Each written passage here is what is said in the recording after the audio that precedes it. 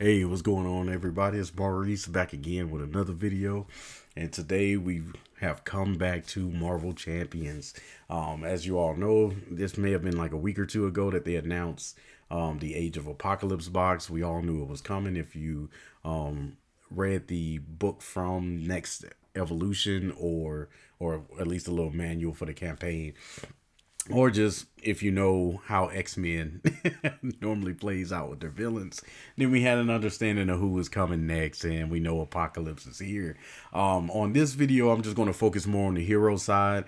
We're dealing with Bishop and Magic, and I think that it's super cool that they're using some heroes that really don't get a lot of love in the limelight. I think that we got our first, one of our first mainstream appearances with Magic. If you've seen the New Mutants, I'm hoping that we get the opportunity to see Bishop. We got to see Cable recently, so it'll be nice to have more of a mainstream representation for Bishop. Because I think the only time I've seen him outside of this has been X-Men Legends, the second one I think he was in that you can play with him and Cable, and that was my first time seeing him ever, and I thought he was phenomenal. So it's cool.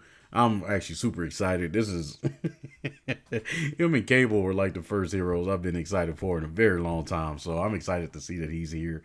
So yeah, we'll just go through the hero cards, and I'll save another time for the video of doing the enemies so I can have some time to really sit and think through what it has been presented to us by Fantasy Flight, and we'll go from there. Let's hop into it. So we got my man Lucas Bishop. He's got the 4 recovery mutant temporal, and here's his alter ego ability. So temporarily displaced. So response: after you change to this form, add a temporal card in your discard to your hand. I'm assuming that the majority of his kit will probably be these particular cards, and we may see more temporal cards as we go along. So I'm excited to see if I think that Fantasy Flight has been doing a good job with making some callbacks to some of these older or underutilized what do you call them? Man, my mind is gone today. what would you oh, what are they called? The like what the mutant and temporal are. My mind is gone today. But yeah, I'm glad that they're making a callback to some of these particular keywords. There we go. They're making a callback to some of these older keywords that were pretty underutilized, or finding ways for these keywords to become more effective to the current meta of the game. So this is how you extend the lives of these particular games, right? You want to make sure that some of the stuff that's been out 2, 3, 4 years can still be somewhat viable in the future to be able to expand the opportunities that you have for deck building, right? Or deck constructing, excuse me. So yeah, like they've been killing it with that. So we got the hand size of 6, which is standard, hit points 12. We'll see how he turns out, but my theory is that a lot of these heroes with 12 hit points, monsters. All right, so here go the hero form. So we have my man Bishop with the 221 stat line, a temporal X-Men. So we got energy absorption. So the response: after Bishop takes any amount of damage from an attack, discard an equal number of cards from the top of your deck. Add each resource card discarded this way to your hand. I love that they're consistently continuing on with the discarding mechanism. If you ever played the Harry Potter Battle for Hogwarts game, you already know. If you played Neville, like this, that was what made him special, was the opportunity to discard cards and gain a ton of resources and benefits from it. And I think that this is why I didn't like Mystic heroes from the beginning. Like, they have a lot of cards that causes them to discard, and it just seemed like it was just a flat rate of X amount of cards for Y amount of damage or Y amount of threat to be removed. And it didn't feel like it was a fair trade in terms of the cards that you were losing compared to the benefit that you get from said card. So this allows him the opportunity to take advantage of cards like Digging Deeper and maybe even more cards in his particular kit to be able to to discard some cards and maybe regain them, or actually have some effects if they're discarded, right? So I love that they're leaning heavy into these discarding of cards and actually gaining benefits from it. Because as y'all know, as you run out of cards in your deck and you have to reshuffle, that's an extra encounter card, right? Depending on the villain that you play, that could be detrimental to the game. So it's nice to have kind of that trade off so that it doesn't feel like you're losing tempo as you play in the game, as well as just completely having your strategy wrecked because you had to discard cards, right? And of course, this is a response, so this is not something you have to activate every turn. So this could be something that could make him extremely dangerous in protection, but I can also maybe even see him being dangerous in justice if if the right cards are drawn, right? So here go his next one, which is a resource card. It gives him a energy and a physical. Let's see. So yeah, it just gives him two.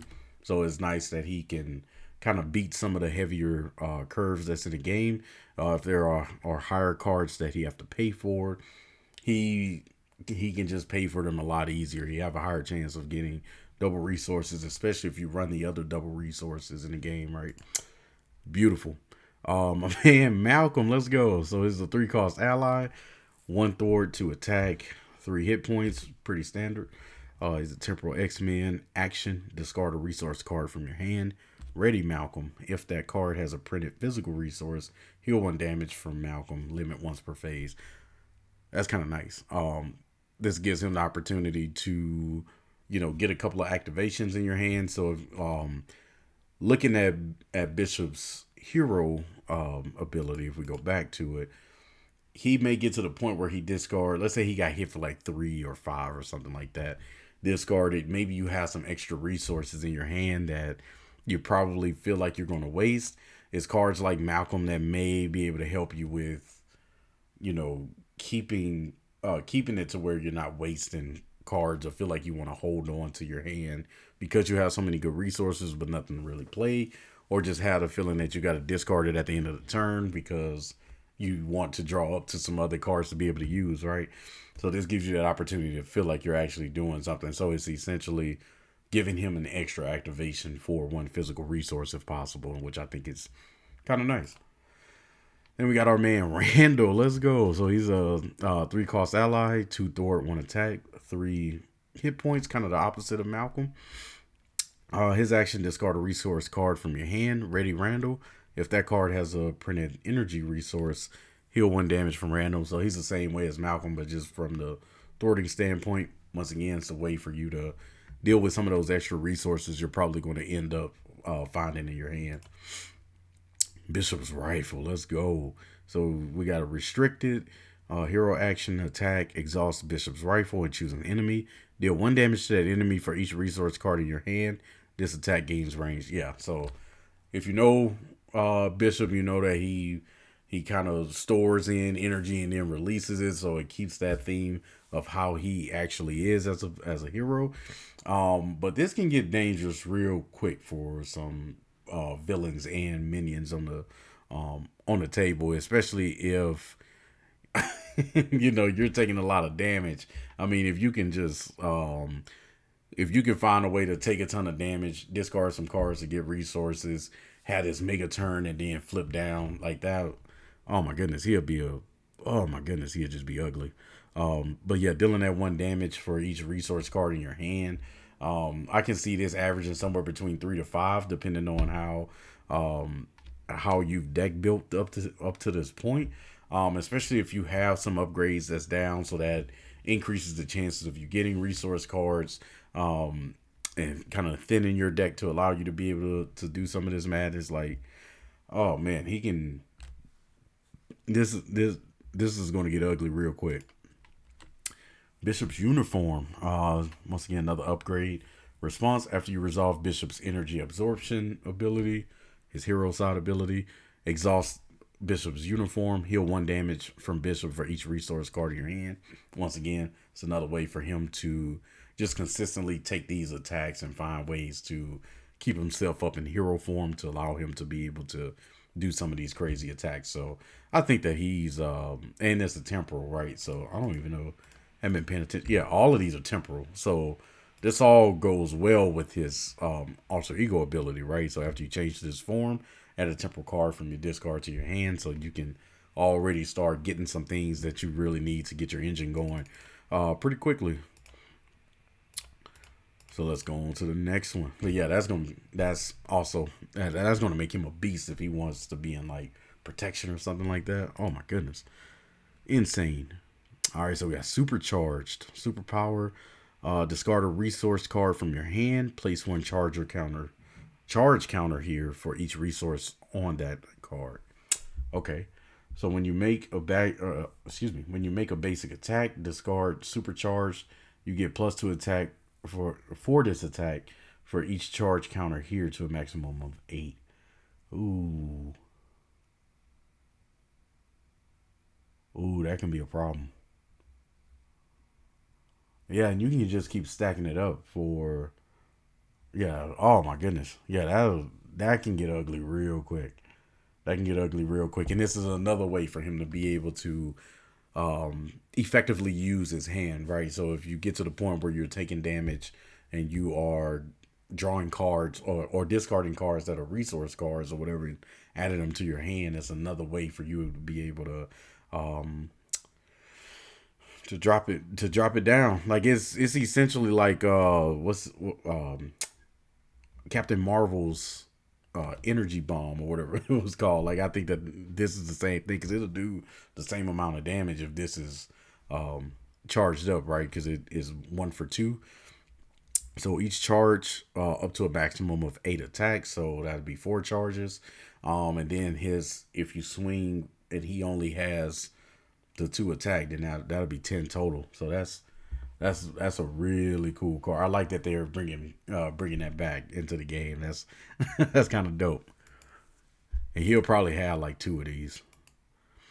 Concussive blast. So it's a 3-cost event. Attack superpower. Deal 6 damage to an enemy if you pay for this event with the resource card Ready Bishop. So this allows him to be able to get some hits in. So you can swing for 2, play this card. You're probably going to have a resource card that paid for it. 6 damage. Ready Bishop. You can hit for another 2. So it's essentially a 3 for 10. Or if you just want to thwart a couple of times, it could be a 3 for 6 damage and 4 thwart, right? Or you can break that up. 3 for 8 damage, 2 thwart, right? So there's some good combos that can come from that. All right, so we got my man Cable. Is a 4-cost ally with 2 thwart, 3 attack. So after Cable thwarts and defeats a side scheme, draw a card, keeping it in motion with his main with his hero card. We know what he can do, so we're here for it. We got X23, another person that's in the game now. 3-cost ally, 1 thwart, 3 attack. After X23 attacks and defeats an enemy, ready her. That's going to be super nice to get rid of, because these minions are getting worse and worse in this game. So I think that it's nice to have somebody that can help you kind of dispatch of them quickly, because this game getting out of control. And we got Legion. Let's go. So we got 1 attack, one thwart, 3-cost ally, Psionic X-Men with the 3. Response: after Legion uses a basic power, discard the top card of your deck if that card's printed resource has these. So we got these options. So we have the energy, deal 2 damage to an enemy. The mental resource, remove 2 threat from a scheme, and then a physical resource, heal 2 damage from Legion. So it's a nice way for you to be able to discard cards. I wish they would have had an option for the wild, but I just bought a game, so I just bought a game and make videos. But yeah, that's not a bad one, especially if you're somebody that's trying to kind of mill your deck, right? Like he's a nice option to help with that. You got Marrow, okay. Let's go. So 2-cost ally, 1 thwart, 2 attack, 2 HP. Play only if you have the X-Force or X-Men. Fair enough. So after Marrow enters play, deal 2 damage to an enemy. Okay, so she's like the poor man's Lady Thor in aggression, where you can play her. She may be a 3 cost ally. And if you pay with her with the physical resource, then she'll just come in and do 2 damage straight up to the villain. Same with Valkyrie. Actually, you play her with the um an energy resource, then she'll deal 2 damage to a minion, right? So like she just comes in and does 2 damage. So that's kind of nice. So you pay to do 2 damage, maybe do another 2 damage or the Thor, and then you got a blocker, right? These are some underrated cards. So we got the advanced suit upgrade attached to an X-Force or X-Men ally. All right, so after attached ally defeats a minion or side scheme, discard 1 card from your hand. Heal 1 damage from attached ally for each resource on that card.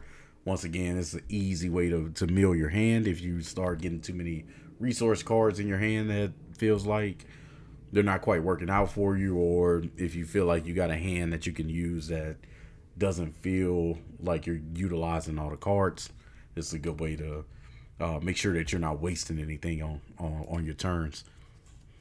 You got Sidekick attached to an identity specific ally. Max 1 per deck. Oh, that's okay. Attached ally gets +2 hit points and is your sidekick in quotations.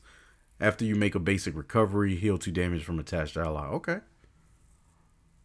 Okay, so this is actually like, because there are some people in this game with some crazy signature allies, and there are some allies in this game that's kind of wild, and so it's kind of nice that they found a different archetype of Voltron, and right, because this might be somebody you want to be Voltron, or they got such a good ability that you want to keep them on the table for longer, so that allows you to be able to do that. Looking at like Miss Marvel and Nova, right, where Nova can have her go and get identity specific cards for him or event cards. Can't remember. It's been a minute since I played Nova, but like this, it's stuff like this that makes you want to prolong their life on the table. So that's actually, I like that a lot. I like that. Side by side. See, there it is again. Ready your sidekick, ready your hero, and choose one. So you probably want to use your sidekick first and then play this card. You can heal 1 from both you and your sidekick, or both characters get +1 attacking Thor to the end of the phase. So if you got somebody that can ready a lot, then looking at Nova, this will be a way for you to be able to get a big turn in, or it's one of those cards that can make it to where you want to do a pretty big turn. I'm here for it. All right, so here we go with Magic. She's a mutant mystic, so they're coming back with the mystics. Not a fan of mystics in this game, but maybe she could change my mind. Actually, I do like Adam Warlock now. I'll have to do a second win video on him, but I do like him now. So she's a 3 recovery, 6 hand size, 10 hit points. Interrupt. When you change to hero form, choose a spell in your discard pile and put it on top of your deck. Limit once per phase. Okay. Okay. I'm here for it. All right. She's probably going to have a lot of spells as we go through. So we got 1/2/2 Mystic X-Men. Play with the top card of your deck face up. Oh, so you would just know straight up. Okay. So she's kind of like Star-Lord-ish with that. Okay. I'm here for that. Once per phase, you may play the top card of your deck as if it was in your hand, reducing its cost by 1. That's nice. That's actually kind of broken with her having the 5 hand size. That might be broken, but it's super nice because especially with her having the 2 defense, definitely looking at protection, and a lot of those cards that a lot of the event cards in protection are like 1 or less. So that might be dangerous. I actually kind of like that. All right. So we got Limbo. It's a dimension response after the villain phase begins. Exhaust Limbo. Swap a card in your hand with the top card of your deck. Action. Exhaust Limbo. Swap a card in your hand with the top card. Oh, okay. That's all right. So it's a card that can be played on both phases. which is nice because you could have like a resource card on the top of the deck, but you might have an event that can be played for free in your hand, so it allows you to swap it right as the villain phase begins, which is kind of nice, especially for protection. Yeah, she's probably going to be like a top tier protection hero, which I'm here for. It's one of my favorites. So we got Magic's Crown. So she gains steady. Nice. While the top card of your deck has a mental or wild resource icon, Magic gets +1 thwart. So this allows her to um, kind of favor justice. Maybe even aggression. Aggression can give her that additional one, right? So it'll ultimately bring her up to a 2/2/2, which is kind of like some of the stronger heroes reside. Um, but that steady is kind of nice, especially with some of these villains out here that are treacherous with stuns and confuses, man. Like it's kind of nice to have that in the cut. So that's a that's a quality upgrade. So we have her mystical armor, 1 cost upgrade. She gains retaliate. Um, while the top card of your deck has a energy or wild resource icon, she gains the +1 defense. Once again, this is something that definitely favors protection, which will bring her up to a 3. So having that in like the armored vest, yeah, she'll be a beast. And with the retaliate too, like that just got protection written all over it. So the Soul Sword, it's a restricted one. Her basic attacks gain piercing, nice. It would have been nice if she would have just been piercing altogether, because I think that this allows her to be able to play some of those cards. I think from a thematic standpoint, it would have been. Anyways, while the top card of your deck has a physical or wild resource, Magic gets +1 attack. Once again, favors aggression. Yeah, I just wish that would have been all of her attacks gain piercing, but maybe that would have been too. That might have been too strong now that I think about it. But from a thematic standpoint, it would have been nice, right? Because you still have to get this out on the table. Stepping Disc. So it's a superpower, 1 cost hero action. Ready your hero. Choose a magic card in your discard, not named Stepping Disc, and put it on top of your deck. Oh yeah, so that just allows you to be able to just go through and rotate cards. I don't know how many of these she will have in her deck. This could be, excuse me, this could be broken enough to where she only has one. But I mean, I wouldn't be mad at 3 of them. So this actually be kind of nice. Scrying. All right, they're using some known terms. 0 cost event. Look at the top 3 cards of your deck. Draw 1, discard 1, and put 1 back on the top. Yep, this makes me happy. I love seeing cards like this. I think that this helps you get to your engine a lot faster and be able to take advantage of her hero abilities. Her deck is really coming together. I'm loving the tightness of how her system is very obvious to notice, and there may just be a lot of synergies coming up, especially in protection. But I like that it's all working together really well. Then we got my man Colossus again. my man stay in the game. 3 costs, 2 thwart, 2 attack. He comes in with toughness always. When an enemy attacks you, play Colossus from your hand, paying his resource cost, and declare him the defender without exhausting him. Ooh, that's really good. That's really good. I, that's really good. To be able to declare him a defender without exhausting him is major, major. And if you know that he's coming up, you can swap him. Especially with her limbo card, to be able to swap him into your hand. Like there's gonna be some super cool combos with him. Gold balls. So we got 3 costs, 1 thwart, 1 attack. 3 HP. When gold balls attack, discard the top 3 cards from the top of your deck. Gold balls gain +X attack for this attack, where X is the number of cards discarded this way. Yeah, so it's a nice way to mill through the deck if you need to. looking for certain cards, and this works out for her since she can just swap cards left and right. Similarly to Domino, she can just go grab whatever she needs. So um, that works out pretty well with her. I like that. Tempest, okay.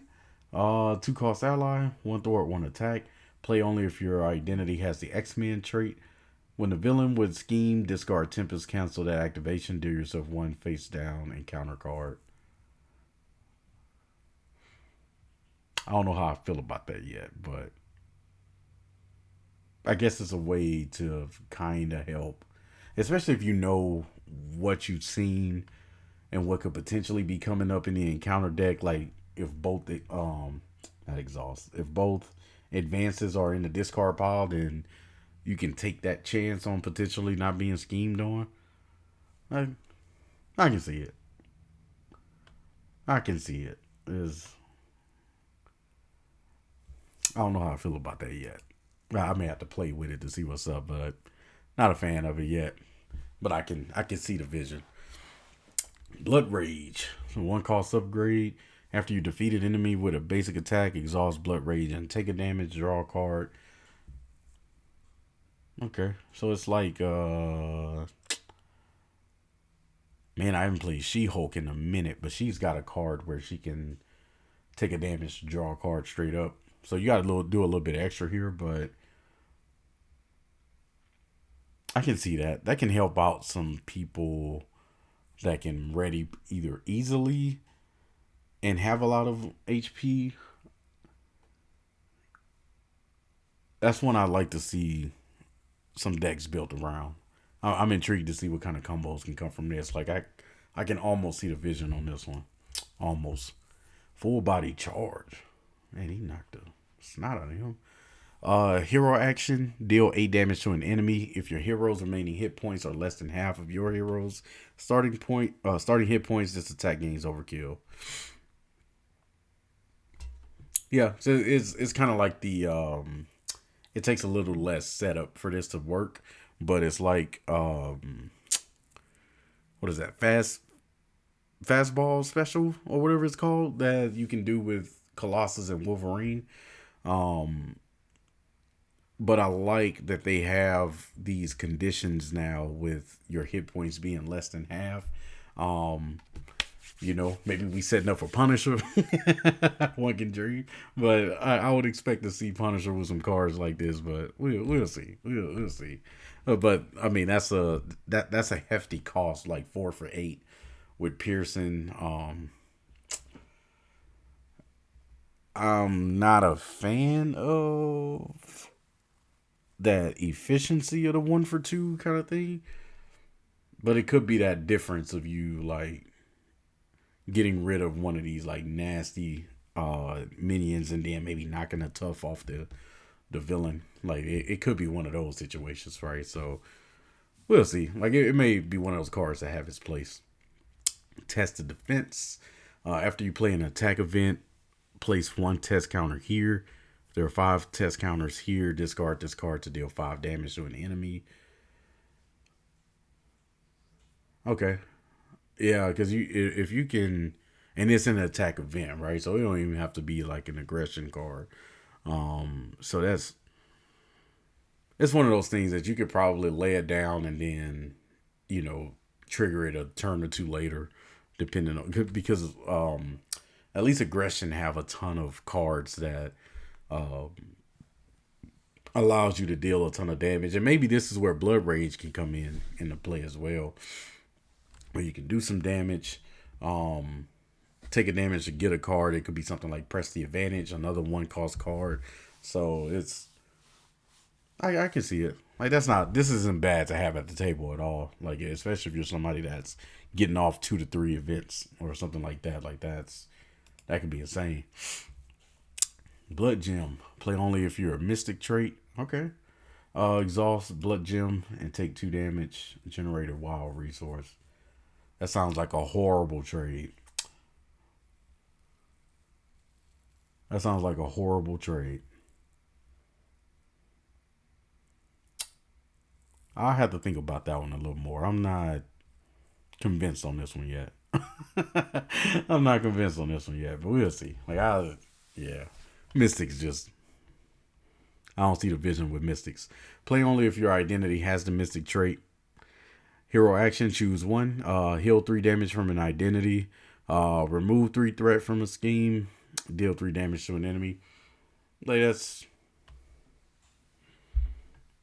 the heal one is probably the only one that makes sense to me. The other ones are, I mean, this is essentially uh uppercut. I mean, not uppercut. Haymaker. Uh, yeah. None of it is really special. They're fine. Nothing too crazy, but it's nice if you have somebody that deals with spells or have spells as something that's because yeah, none of them really have anything that are specific to spells that I can think of outside of maybe like drawing a card. But I don't think there's anything out there that allows you to really take advantage of spell cards. But once again, I don't play Mystic all that much. Not a fan of Doctor Strange. Not a big fan of Scarlet Witch. Adam Warlock has grown on me since the game has come out. Like I hated him, but he's definitely he's a more interesting hero to me out of those three. So now having her, I think she's going to leapfrog the other three for me, pretty quickly, especially in protection. Like I think deck building for her in protection is going to be crazy. I also know that they got the silhouette of all of the heroes for the next one. I think that might be a clear cut on Jubilee. That might be Nightcrawler, but it's yeah, that might be Nightcrawler. We'll see. We'll see. My guess is this is going to either be Cypher or Iceman. I can see that being one of those two. Maybe Iceman because I think he's more popular. Cypher isn't as well known, so I don't know how well he would sell unless he comes with either some really crazy cards or his kit is just out of this world. And I think this might be Cannonball with the goggles. I think he's been introduced in the game already. He's somebody that kind of plays into this timeline pretty well. Once again, got the shades on, so the goggles. I think that's something that that he's pretty known for if you know Cannonball. So that's my guess for these four. Like looking at it, I think these are the people that's going to be the four in the game. I think that Nightcrawler would be super fun. Like if they do introduce him, his is going to be probably the most interesting to make a deck around with him. You know, blinking all over the place. That'd be crazy. Jubilee, I think, would just be fun. She's probably going to have a lot of AoE attacks. Iceman, of course, knowing being slowed down. I think Cannonball is just going to be a beast. He's just going to do a lot of damage. Probably going to have 8 or 9 hit points. But my man's going to hit like a truck, like Hawkeye. But yeah, let me know what y'all think of both Bishop and Magic. I think Magic is going to leapfrog as my favorite Mystic.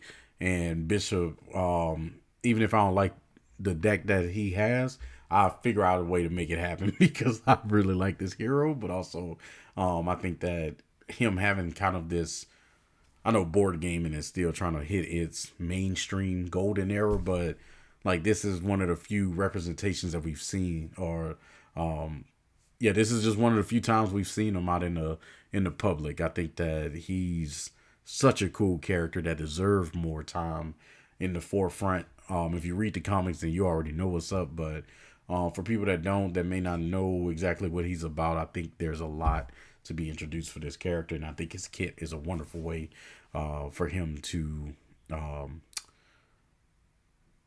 yeah, just be a part of the game. Hopefully people enjoy him and we can get to see more of him in the future. But yeah, let me know what y'all think. Once again, this is Maurice back with another video. Y'all have a wonderful day.